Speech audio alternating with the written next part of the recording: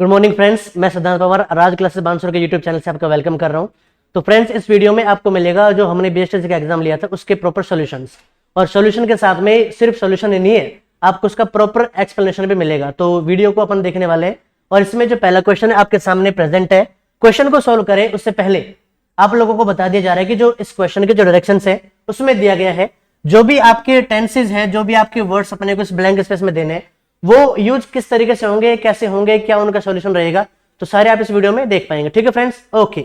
तो carry on करते हैं क्लास को। पहला जो क्वेश्चन आपके सामने है, सी ऑलवेज, इसके बाद में आपको दिया गया है एक ब्लैंक स्पेस और इसके बाद है इन डांस कॉम्पिटिशंस। तो एज यू नो, आपको जैसा कि पता होगा जो ऑलवेज है वो प्रेजेंट इंडेफिनिट टेंस की टाइम एडवर्ब होती है, और इसके लिए आपको पता होगा कि जो अफर्मेटिव सेंटेंस रहेगा वो आपको या तो अपने को फर्स्ट फॉर्म लेने के लिए कहेगा या फर्स्ट फॉर्म में ऐसे यस लेने के लिए कहेगा, जो कि इस क्वेश्चन में आपको गिवन है कि लास्ट में अपने को फुल स्टॉप दिख रहा है, और फुल स्टॉप हमेशा अफर्मेटिव और नेगेटिव सेंटेंस में आएगा। अब चूंकि नेगेटिव तो ये है नहीं, क्यों नहीं है, क्योंकि इसमें नोट नहीं दे रखा, इसलिए अपन इसको क्या मानेंगे, अफर्मेटिव सेंटेंस मान करके ही अपने को वर्ब को क्या करना है, फिलअप करना है। तो जो आपका आंसर रहेगा, पहले क्वेश्चन का आंसर रहेगा आपका option B, and that is participates. Okay, तो इसी के साथ में अपन अगले क्वेश्चन की तरफ बढ़ते हैं, जो क्वेश्चन आपका रहेगा 152। तो इसको देखेंगे सभी भाई। देखो भाई, क्वेश्चन नंबर 152 ये अपने पास लिखा हुआ है, ब्लैंक स्पेस दे दिया, you know the way out of this building.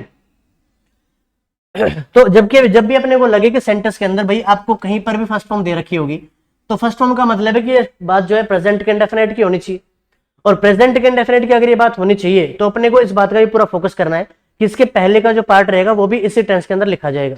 तो जैसा कि आपको इस क्वेश्चन में दिख रहा होगा, तो अपने को डू है, डिड है, डज है और डूइंग है। इनमें से हेल्पिंग वर्ब कौन कौन सी, देखो डिड जो है पास्ट की है, और डूइंग जो है वो कोई हेल्पिंग वर्ब तो होती नहीं है। तो अपने को ध्यान क्या रखना है, दो के ऊपर फोकस करना है, एक तो डू है अपने पास, एक डज है। सब्जेक्ट पे डिपेंड करेगा, आपका सब्जेक्ट यू है तो यू के हिसाब से आंसर में अपना क्या आना चाहिए, डू। ठीक है, तो अगर मैं यहाँ पर इसको लिखने की कोशिश करता हूं तो आपके आंसर में क्या रहेगा, यहाँ पे भैया आंसर आएगा आपका डू। यस या नो? चलो भाई, ठीक है। तो बात समझ पा रहे हो आप सभी मेरे भाई मिलकर के। इसी तरीके से इसी सीरीज को कंटिन्यू करेंगे और अगले क्वेश्चन की तरफ बढ़ते हैं, जो कि आपके सामने कुछ इस तरीके से है। मेरे भाई चलो देखो,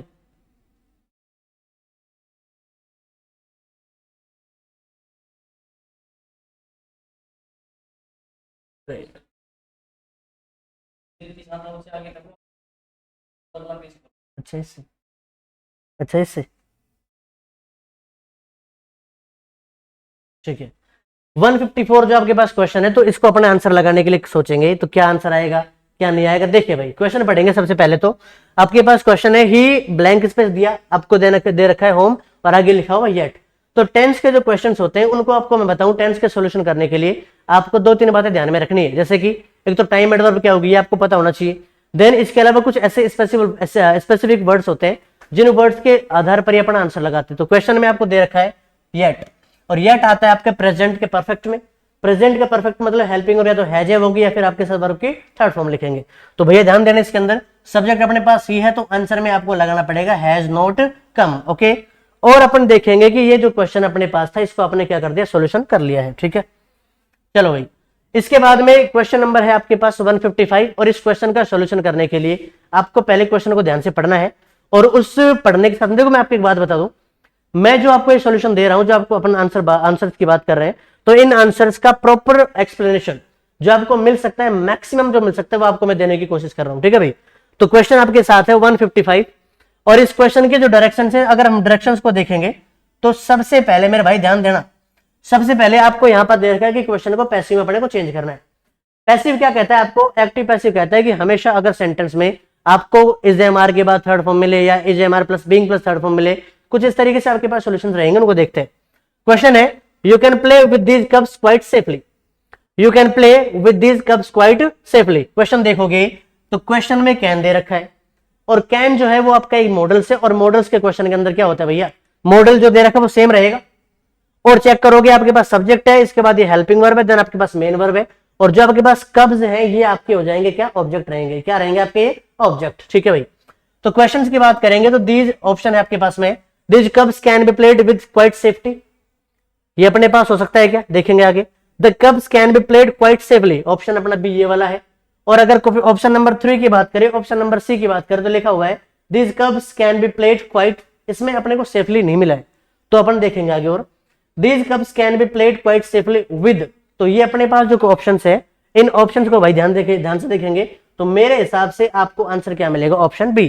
तो क्वेश्चन नंबर 155 का जो आंसर आपको मिलेगा ऑप्शन बी है, दैट इज लिखा है मैंने the cups can be played quite safely. ठीक है भाई, ओके।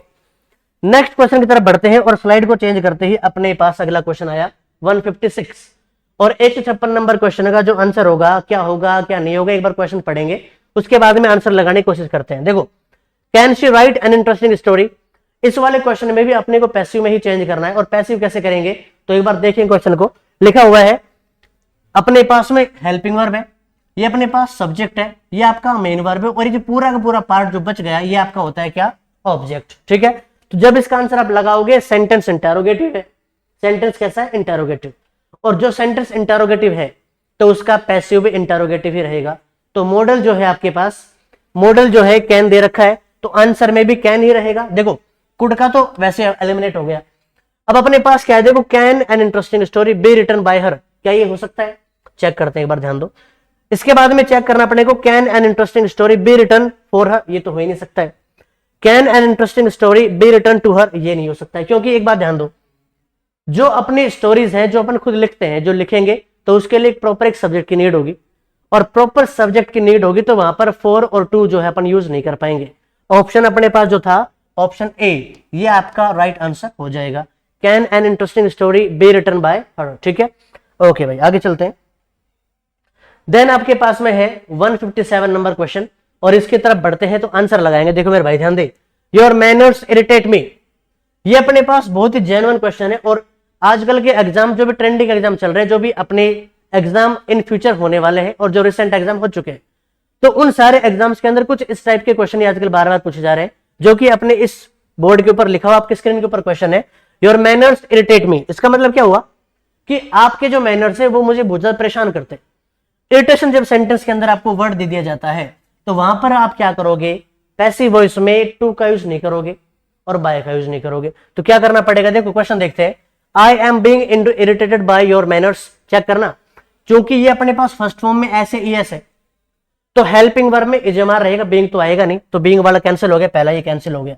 ठीक है, I am irritated by your manners, क्या ये हो सकता है, या अपने पास जो ऑप्शन सी है, I am irritated by your manners, क्या ये हो सकता है। तो अपने को ध्यान क्या रखना है, सुनो ध्यान से भाई, फर्स्ट फॉर्म में ऐसे ही चेंज होगा इजमार में। ठीक है, और अपना जो अपने पास जो अगला क्वेश्चन बनेगा, तो ये आपका आंसर बनेगा, I am irritated by your manners. ठीक है, बाय योर मैनर्स, इसको किस तरीके से करेंगे, किस तरीके से सॉल्यूशन अपने को लगाना है वो देखना भाई, ध्यान दे।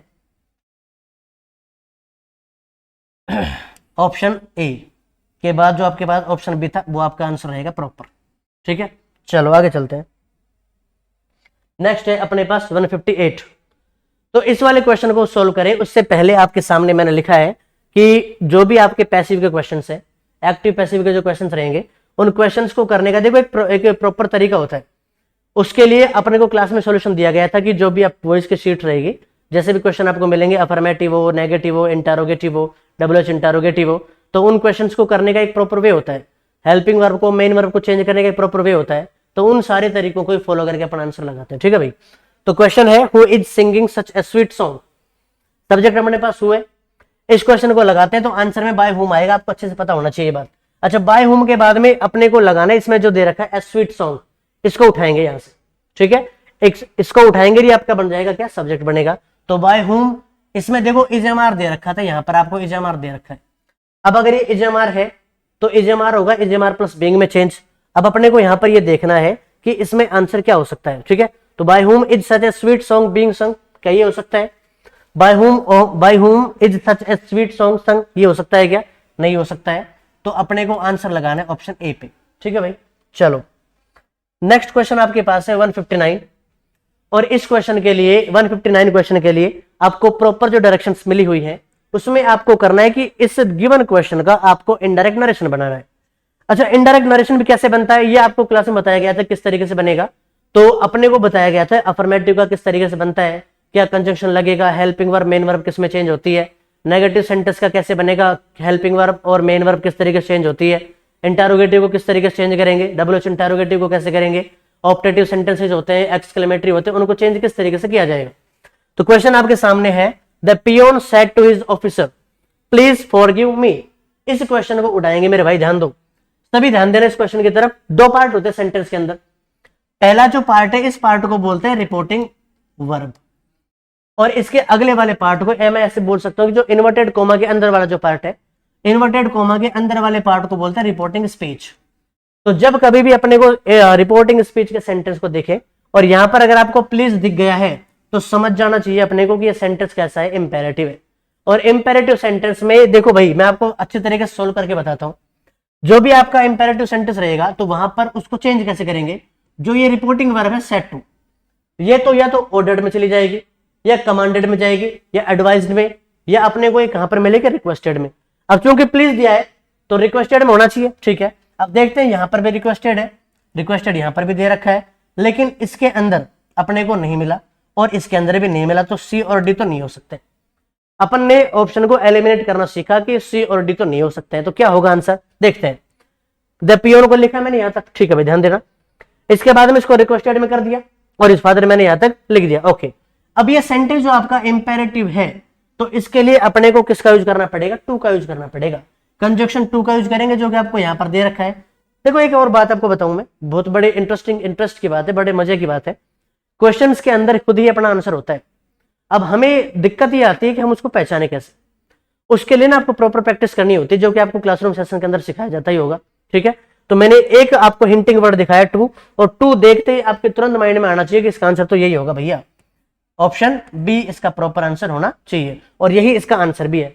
तो मेरे भाई अभी तक आप लोगों ने कुछ क्वेश्चंस उठाए, कुछ क्वेश्चंस आपने करके देखे। आई होप आप लोगों को इन सारे क्वेश्चंस के जो सोल्यूशन है आपको अपने खुद के आंसर से मैच होते हुए दिखाई दे रहे होंगे। और इसी सीरीज को थोड़ा सा और आगे बढ़ाते हैं, थोड़ा सा आगे बढ़ाते हैं, तो अपने पास में नेक्स्ट क्वेश्चन खुल करके आता है, दैट इज 160 नंबर क्वेश्चन। 160वें नंबर का क्वेश्चन आपके सामने है, turn around he told her. देखो ये अपने पास लिखा हुआ है, देखो क्या लिखा भाई उसने, टर्न अराउंड ही टोल्ड हर। अब मुझे एक बात समझ में आती है यहाँ पे, इस क्वेश्चन को थोड़ा सा ना घुमा फिरा के दिया उसने, और जैसे उसने क्वेश्चन को घुमाया तो आप लोगों के दिमाग की बत्ती भी घूम गई होगी, क्योंकि हम लोगों ने इस पैटर्न पे क्वेश्चन करे नहीं। अब करना कैसे वो ध्यान दो भाई। टर्न जो है वो आपकी फर्स्ट फॉर्म है वर्ब की, और जो सेंटेंस वर्ब की फर्स्ट फॉर्म से शुरू होते हैं, जो सेंटेंस आपकी वर्ब की फर्स्ट फॉर्म से शुरू होते हैं, उन क्वेश्चन के लिए आपको पता है कि वो इंपेरेटिव होंगे, इंपेरेटिव होंगे। तो उसके लिए आपको एक तो रिपोर्टिंग वर्ब चाहिए, एक तो रिपोर्टिंग वर्ब चाहिए, एक आप लोगों को चाहिए कंजक्शन। तो कंजक्शन तो भैया टू का यूज करेंगे, ठीक है, किसका करेंगे, टू का। देन आपको इस बात का भी ध्यान रखना है कि उस सेंटेंस के अंदर आपका जो फर्स्ट फॉर्म है वो या तो आस्केड में जाएगा, अगर इनमें से नहीं दे रखा है तो आस्केड यूज करेंगे। तो अपन क्या करेंगे भैया, देखो इस क्वेश्चन को कुछ ऐसे लिखेंगे, मैं इसको बाकायदा करके दिखाता हूं आपको।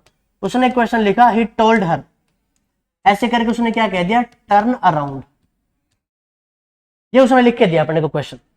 उसने कहा कि आप मुझे घूमो, घूम के देखो आप मुझे, ऐसे लगना चाहिए। तो जो टोल्ड हर है यहाँ पर, उसने इसको कर दिया किसमें, आस्केड में चेंज। हर यहाँ पर दे रखा था पहले से, ठीक है। अब देखो यहाँ पर अपने को क्या लगाया, टू लगाया, ठीक है। और टू लगाने के तुरंत बाद में टर्न अराउंड आपको ऐसा कैसा लिख देना है, तो आंसर बनेगा he asked her to turn around, ठीक है। यहां पर अपना आंसर ऑप्शन ए हो जाएगा, सॉरी ऑप्शन यहाँ पे अपना आंसर डी हो जाएगा, प्रॉपर आंसर, ठीक है भाई। चलो अगला जो क्वेश्चन है उसकी तरफ बढ़ते हैं, दैट इज 161, 161वें नंबर का क्वेश्चन आपके सामने है। और इस क्वेश्चन के लिए भैया आपको किसका यूज करना है बेटा, आर्टिकल्स का यूज करना है। और इंग्लिश में आपको मैं बताऊं, वैसे आपकी इंफॉर्मेशन के लिए बता रहा हूं मैं, आर्टिकल जो होते हैं आपके होते हैं दो, एक तो डेफिनेट, एक आपका होता है इनडेफिनेट। तो डेफिनेट आर्टिकल में अपन आर्टिकल देखो यूज करते हैं, इनडेफिनेट में करते हैं आर्टिकल ए और एन को। और ए और एन को जैसे ही देखेंगे, ए और एन को जैसे ही देखेंगे तो अपने को कुछ कंडीशंस ध्यान में रखनी है, कौन कौन सी होती है, कौन कौन सी कंडीशंस नहीं होंगी। जो आपका आंसर बनेगा प्रॉपर मैं उसको बता रहा हूं किस तरीके से होगा, और उसको प्रॉपर एक्सप्लेन भी करेंगे अपन आज की क्लास में, ध्यान दो भाई। तो वी वर वॉचिंग, हम देख रहे थे, क्वेश्चन आपके सामने है। यहां पर वर्ड क्या लिखा है अपने पास, न्यूज, क्या लिखा हुआ है, न्यूज। तो वी वर वॉचिंग, फिर ब्लैंक स्पेस दिया, news on BBC last evening. देखो भाई एक बात सोचो एक बार, जो न्यूज है ना, न्यूज को देखते हैं। न्यूज अपने पास में अनकाउंटेबल नाउन होता है, और अनकाउंटेबल नाउन आपको पता है हमेशा सिंगुलर नाउन होते हैं। तो आपको ध्यान क्या रखना था, आर्टिकल ए और एन जो होते हैं, आर्टिकल ए और एन जो रहेंगे वो हमेशा किसी भी सिंगुलर नाउन के पहले यूज किए जा सकते हैं। किसी भी सिंगुलर नाउन के पहले आर्टिकल ए और एन का यूज एक के सेंस में यूज किया जाता है। तो अपने को यहां पर क्या आंसर लगाना भाई, ध्यान दो। इसमें ऑप्शन जो अपने पास डी था, नन ऑफ दीज, तो यहाँ पर थोड़ा सा मिसप्रिंट हो गया, अपने को यहाँ पर ऑफ इस तरीके से लिखना था, ठीक है। लेकिन आंसर जो अपना रहेगा प्रॉपर रहेगा आपका answer A. We were watching a news on BBC last evening, ऐसा क्वेश्चन है। तो उसने ये कहा कि हम लास्ट इवनिंग एक न्यूज देख रहे थे बीबीसी के ऊपर, ठीक है बेटा। चलो भाई, अच्छा एक क्वेश्चन जो अपने पास अगला है 162, और इस क्वेश्चन को करने के लिए आपको मैं थोड़ा सा डीप के अंदर लेके चलता हूं। देखो यहां पे लिखा हुआ है अपने पास ताजमहल, और ताजमहल किसी एक फेमस बिल्डिंग का नेम भी है, या हम ऐसे माने कि आगरा के अंदर जो एक फेमस बिल्डिंग है दैट इज ताजमहल। तो उसके पहले सबको पता आर्टिकल द आएगा, तो पहले ऑप्शन में तो आप आर्टिकल द लगा सकते हो। जबकि अपने पास ऑप्शन ए और आपका सी, इन दोनों में दे रखा है आपको आर्टिकल दे ऑप्शन ए के अंदर ही, ठीक है। मतलब जो आपका पहला खाली जगह है, जो खाली स्पेस है, उसमें आपने ऑप्शन ए और ऑप्शन सी में मिल गया, और ऑप्शन बी और ऑप्शन डी को अपन एलिमिनेट कर सकते हैं इसके आधार पर, ठीक है। मैंने एलिमिनेट भी कर दिया। अब मुझे ये पता लगाना है कि ऑप्शन ए आएगा सी आएगा, तो थोड़ा और आगे बढ़ के देखते हैं क्वेश्चन की तरफ। इज के बाद लगाया मोन्यूमेंट, ये लिखा हुआ है सिंबलाइजिंग लव। तो भैया एक बात बताऊं, यहां पर आप इसको पढ़ोगे मोन्यूमेंट, और मोन्यूमेंट को पढ़ेंगे तो इसका साउंड कुछ इस तरीके से आता है, मोन्यूमेंट इस तरीके से, और ये जो आपका रहेगा, तो इसके लिए अपन आर्टिकल ए का यूज करेंगे। अब देखो इसमें था कि इसमें था, तो ऑप्शन ए जो है आपका ये करेक्ट आंसर आपको दे रहा है, ठीक है बेटा। चलिए भाई, इसके अगले ही क्वेश्चन की तरफ देखते हैं, जो कि अपने पास है 163। और इस क्वेश्चन में तो मैं आपको बार बार कहता ही हूं, जब कभी भी मेरे भाइयों को लिखते मिलता है क्या ऑफ द टू, जब कभी मेरे भाई को ऑफ द टू मिलता है तो कुछ मत करना। कंपैरेटिव डिग्री में हमेशा आपको ऑफ द टू मिलेगा। मैंने आपको पढ़ाया था क्लास के अंदर कि जब कभी कंपैरेटिव डिग्री मिले और उसके बाद में आपको एक फ्रेज मिल जाए, कौन सा, ऑफ द टू, इस कंडीशन में हमेशा आर्टिकल दे का यूज करा जाएगा। और इसमें आपको ऑप्शन दिखाई दे रहा होगा डी, तो इस ऑप्शन को आप टिक करेंगे, प्रॉपर आंसर आपका हो जाएगा ऑप्शन डी। तो हम अगर पढ़ के देखें, बोल के देखें, प्रोनाउंस करके देखें, तो आंसर क्या बनेगा, Rajesh is the better of the two for this job, ठीक है। आंसर अपना आया आर्टिकल द। यस या नो, अरे यस या नो बोलते रहो। चलो ठीक है, बात समझ पा रहे हो सही बच्चे, थैंक यू भाई। अगले क्वेश्चन की तरफ बढ़ते हैं एक बार फिर से, और क्वेश्चन आपके पास है 164। 164 क्वेश्चन आपके पास लिखा हुआ है, पढ़ेंगे सही मेरे भाई, ध्यान दो। अच्छा एक बात और सोचो, कभी कभी क्या होता है कि एग्जामिनर थोड़ा दिमाग लगा लेता है ज्यादा, और वो यहां पर इस मैन की जगह पर आपको वो कुछ इस तरीके से करके दे देता ऐसे, और यहां पर जो लिखा हुआ था इसकी जगह पर कभी वो आपको ऐसे करके दे देता। तो इस कंडीशन में मेरे भाई दोनों ध्यान रखें, दोनों ये तो प्लूरल नाउन हो गए, तो यहां पर तो कोई आर्टिकल आएगा नहीं वैसे भी, लेकिन अपने को सिंगुलर दे रखे दोनों। और देखो वीमन के अंदर और मैन के अंदर कोई स्पेशल कंडीशन होती नहीं है, कोई स्पेशल कंडीशन इसमें नहीं है, तो अपने को क्या करना पड़ेगा, सिर्फ दोनों ही जगह पर अपन आर्टिकल ए का यूज कर देंगे, ठीक है बेटा।